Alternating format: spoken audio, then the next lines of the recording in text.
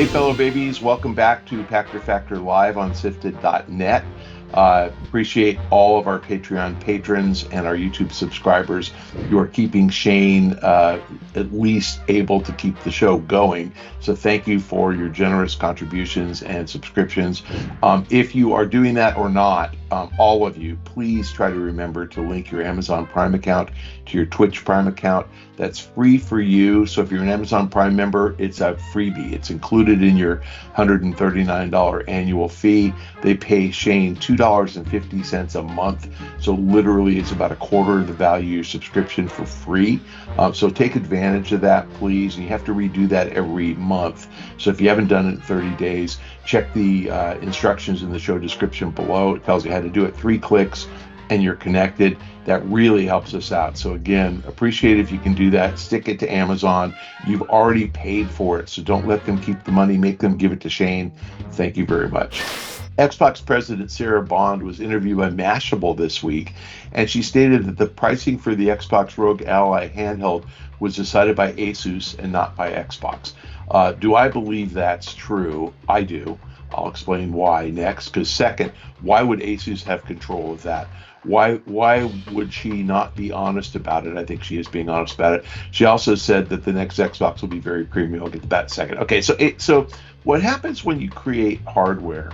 And remember, Asus really is they're a contract manufacturer. Microsoft gave Asus a whole bunch of specs and said, we want the Rogue Ally to do this, this, and this, all these different things. We want it to weigh X, have a battery life of Y, have a screen resolution of Z, and they kept coming up with all the different things they wanted. And Asus said, if you do that, each unit's going to cost you $500, whatever it costs. I don't know the actual cost of the device, but the actual bill of materials. But Asus said, we can't produce it for less than that. And Microsoft said, go. So when Sarah says the pricing was decided by Asus, Xbox decided the specs. Asus told them what it cost. You could argue that Microsoft decided to go ahead with that. So Microsoft made the decision. That's fair. But realistically, they wanted to deliver a handheld experience that the Rogue Ally delivers. And that's what it costs to do. I'm telling you now, Microsoft's not making $150 a unit on that thing. My guess is Microsoft is selling it at or really close to cost. They're probably literally making $25 or $30 a unit, which is what the retail margin is going to be, if you're able to ever buy one of these things in a store. So no, I think that they're creating this thing. Now, did they come up with bill of materials? 100%. That was Microsoft's dictation.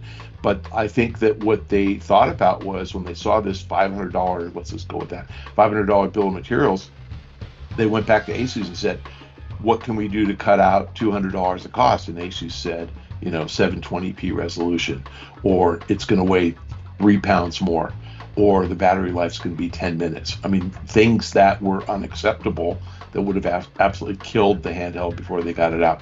So the answer to your question is, do I believe that's true? Yes, I do. The question, why would she not be honest about it? I think she was. This episode of Pachter Factor is brought to you by DeShazer Ryan Realty. It's time to find out why everyone is buying homes in Montana. Right now, Doug DeShazer has a beautiful single-level home with a triple-car garage available in the best neighborhood in Libby, Montana. This custom 3-bed, 2.5-bath home has a 500-square-foot patio for entertaining. It's built to last with solid wood core doors, Anderson windows, an asphalt driveway, central AC and heat, and a private well to run its sprinkler system. The price was recently reduced, and owner financing is available with 20% down. No matter where you're looking to buy in the U.S., Doug DeShazer is licensed to help. Make him your real estate consultant at 406-291-1643. That's Doug DeShazer at 406-291-1643, or go to LibbyMontanaRealEstate.com. Sarah / the Xbox team came up with a set of specs that they wanted in their device. They couldn't do something that they thought was sufficiently distinctive and different and cool unless it was $500. So I don't think she's lying. I think she is being honest about it. Let's move on to her next comment, though. The next Xbox will be very premium, very high-end, and a curated experience. What's that mean? I can tell you, and not I did not hear this from Sarah. I know this. Microsoft is committed to connected TV. They believe the best way to reach the most people is to get rid of the requirement that they buy a special device in order to play games. That's smart. But Microsoft is also committed to the Xbox base. They want people who love Xbox to have a better experience. Connected TV won't work well for multiplayer games. It just won't. It'll work great for single player games. So think Candy Crush on your connected TV. Piece of cake. That will work. But if you're playing Call of Duty multiplayer, no, it won't. So they're going to keep making consoles for the people who want to play that. And they're going to probably take the next console up to $700 or $800 and be satisfied with selling 10 million of them lifetime instead of 50 or 60. And they'll keep going until there's no demand for those things. So I get it. I mean, they clearly want to have a super high-end curated experience. But think of your game console the same way you think of your DVD player. Video on demand kind of eliminated the need to have a DVD player. And you can buy a digital copy of a movie now, and it just sits in the cloud. You can watch it whenever you want. So guess what? Nobody's buying a DVD player anymore. The point is that Xbox is going to go the way of the DVD player, except for multiplayer. So bottom line is, I think that that ultimately we're going to get everything through connected TV. I think Microsoft believes that too. And the reason Microsoft has a huge competitive advantage over everybody else is they have cloud technology. They actually have the tech to deliver game experience to connected TV. They have a big library of games, and they have relationships with all third parties. That's a pretty big lead. That's a hard lead to overcome. Netflix has a big audience, but no games. I mean, a few, and no relationships and no cloud technology. So you kind of think about who's going to win here. I think Microsoft wins, but Microsoft has to take that step. So they're not going to abandon their Xbox audience. They're going to come up with this very high-end, very premium curated experience that the 10 million who buy the next-gen Xbox are going to love, and they're going to pay $700 for it. And that's the breaks. Maybe $800, maybe $1,000. I don't know. So if I pay like $800 for a phone, why wouldn't I pay $800 for an Xbox? Of course I would. People will. We've kind of tested out that price point. So, are we going to see, the cost be prohibitive, like $1,500? Maybe. Is Microsoft going to leave the hardware market? No, not really. They're going to always make a high end. Are they going to allow partners like Asus to manufacture Xbox consoles? Maybe. I don't know how they're going to do it. I think that ultimately Microsoft's going to de-emphasize the console, emphasize the connected TV. And, I think the right solution for them is to figure out pricing where a lot of people can play at either free ad-supported or very low price ad-supported, and then graduate the pricing based on what you get, not giving you everything at the lowest price and giving you everything at the highest price. I could see that being the right solution for Game Pass. And if you think about it, that's kind of how cable TV is priced. I know a lot of you don't have it, but you pay a little bit more, you get a lot more stuff. But you have to have that entry level that gets people hooked. The best entry level is free. So again, Microsoft's going to have an Xbox. They're going to de-emphasize it. It's going to be priced very high. They're going to sell fewer next generation.